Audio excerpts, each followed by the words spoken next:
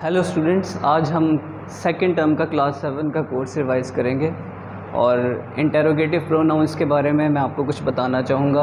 बहुत आसान है, सिर्फ आपने तवज्जो से इसे देखना है। ठीक है, जो हम इंटेरोगेटिव प्रोनाउंस हम पढ़ेंगे उसमें हु, हुम, हुज़ और हुज़ है। ये कॉन्ट्रैक्टेड फॉर्म है अपॉस्ट्रोफी के साथ। अब सबसे पहले तो हम देखते हैं कि इंटेरोगेटिव प्रोनाउंस क्या होते हैं। ठीक है, तो ये बहुत सिंपल है। They are used to ask questions. किसी भी सवाल करने के लिए हम इंटेरोगेटिव प्रोनाउंस को इस्तेमाल करते हैं।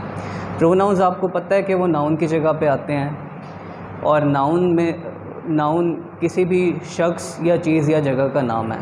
इसी तरह प्रोनाउन उसको रिप्लेस करते हैं। फॉर जो प्रोनाउंस में ही, शी, इट भी हैं और ये हु, हुम, हुज़ और हुज़ जो है वो कॉन्ट्रैक्टेड फॉर्म ये सारी हैं। अब हम इनके फंक्शंस की तरफ आते हैं। सबसे पहले तो हम हु, WHO जो हु है इसका हम फंक्शन देखते हैं। तो सबसे पहले यहाँ पे लिखा हुआ है कि it is a subject pronoun. तो सब्जेक्ट प्रोनाउन देखने के लिए हमें पहले ये पता समझना पड़ेगा कि सब्जेक्ट प्रोनाउन होता क्या है। तो सब्जेक्ट प्रोनाउन होता है that replaces he and she, जो ही, शी को रिप्लेस कर सकता है and performs the action.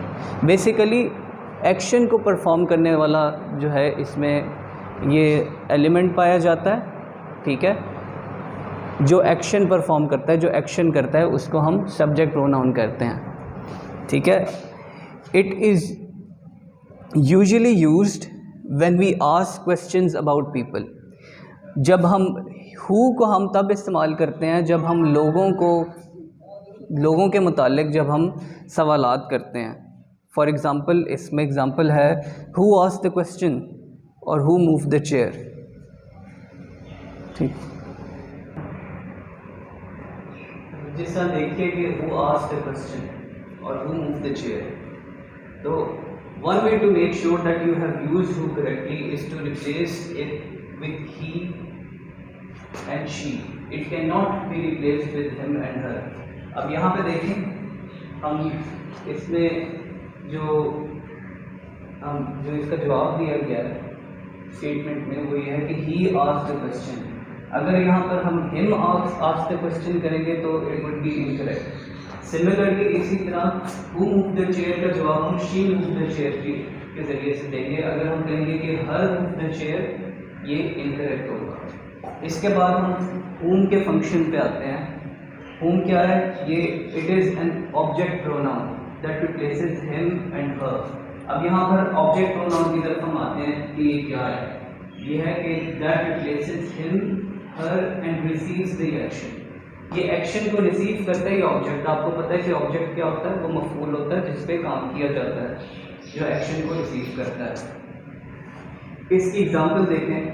Example है दिस इज फॉर हुम। ठीक है, अगर आप if you rewrite this question as a statement तो आप कहेंगे दिस इज फॉर हिम। ठीक है, अगर आप कहेंगे दिस इज फॉर ही तो ये इनकरेक्ट होगा। अच्छा, remember the M in whom and him. एक और कायदा याद रखने का ये है कि आपने एम याद रखना है। ठीक है, हुम और हिम को के दरमियान जो सिमिलर चीज़ है वो एम है। For example, for whom did you bake these cookies. अब इसका जब हम जवाब देंगे तो हम ये जवाब देंगे कि I bake these cookies for him, that would be correct. अगर आप ये जवाब देंगे कि I bake these cookies for he तो ये इनकरेक्ट होगा। तो क्या साबित हुआ? साबित ये हुआ कि हुम को हम रिप्लेस हिम के साथ कर सकते हैं और हिम जो है ये ऑब्जेक्ट है, इसी तरह हुम भी ऑब्जेक्ट प्रोनाउन है। इसके बाद आपने ये बात याद रखनी है कि whom is also the correct choice after a preposition. Sentence में जब भी प्रपोजिशन आए, ठीक है, विद या ऑफ, ठीक है, अप डाउन वगैरह, ये जो प्रपोजिशंस हैं उनके बाद जो चॉइस हमने या जो करेक्ट चॉइस है वो whom की होगी, who की नहीं होगी।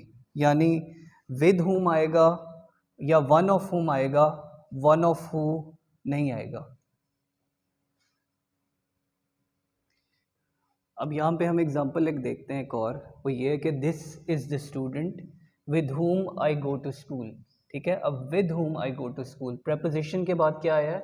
whom आया है। तो ये करेक्ट है। अगर हम यहाँ पे ये कहें कि this is the student with who I go to school, ये इनकरेक्ट है और इंग्लिश में इसका इस्तेमाल नहीं किया जाता। तो इससे क्या साबित हुआ कि प्रपोजिशन के बाद whom आएगा। तो आपने ये बात भी अपने जहन नशीन रखनी है कि जब भी प्रपोजिशन आएगी उसके बाद आपने whom का इस्तेमाल करना है। ठीक है, अगला पॉइंट whom के बारे में ये है कि whom is primarily used in formal writing. Formal writing जो होती है वो जब भी आप कोई सरकारी ख़त लिखते हैं या किसी ऐसे शख्स से आप राइटिंग करते हैं जिसका आपके साथ कोई गहरा या दोस्ताना ताल्लुक़ नहीं है बल्कि सरकारी और रस्मी ताल्लुक़ है, उसे आप जो है जब वो फॉर्मल राइटिंग लिखते हैं। ठीक है, अब इसके भी कई तरीके हैं। अगर प्रपोजिशन पहले आ जाएगी, मसलन to whom does the bag belong, तो ये ज़्यादा, it would be very formal, ज़्यादा फॉर्मल होगा। अगर प्रपोजिशन आखिर में आएगी whom does the bag belong to, then it would be less formal। इसमें जो फॉर्मेलिटीज़ होंगी वो कम होंगी। अब इसके बाद हम whose का फंक्शन देखते हैं कि whose का क्या फंक्शन है। whose जो है it is the possessive form which means belonging to.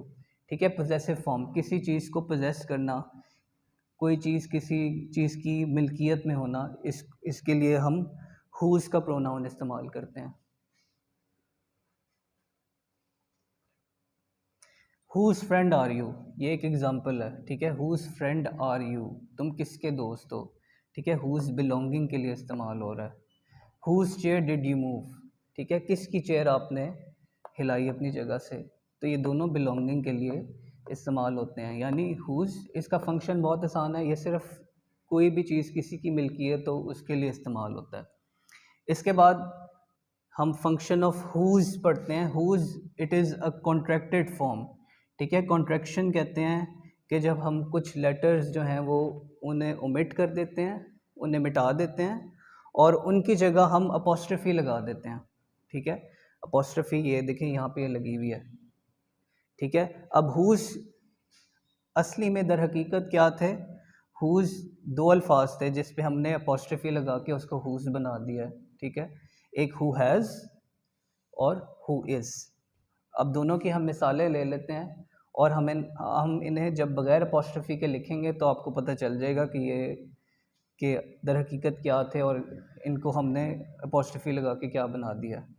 Who is coming today, दर हकीकत हु इज़ कमिंग टुडे था। And who's got your hat, असल में क्या था, who has got your hat. तो आज का ये लेक्चर बिल्कुल मुख्तसर था।